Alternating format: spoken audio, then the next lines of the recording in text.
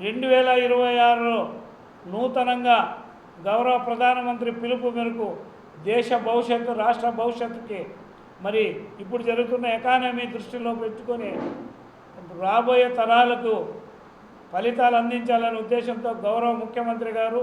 మరి జాతీయ working president అన్న నారా లోకేష్ గారు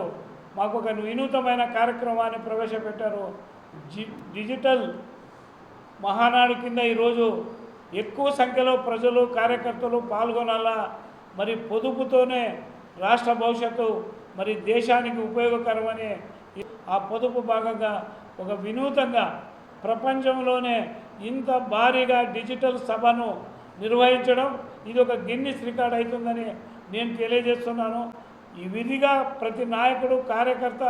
తెలుగుదేశం పార్టీ పండుగ ఇంటి పండుగ కార్యకర్తల పండుగగా ఈరోజు ప్రతి గ్రామంలోనూ ప్రతి క్లస్టర్లోనూ మరి 500 మినిమంగా వేలలో పంచుకొని ఆ కార్యక్రమాన్ని దిగ్విజయం చేసేదానికి ఈరోజు కార్యక్రమాన్ని శ్రీకారం చుట్టారు.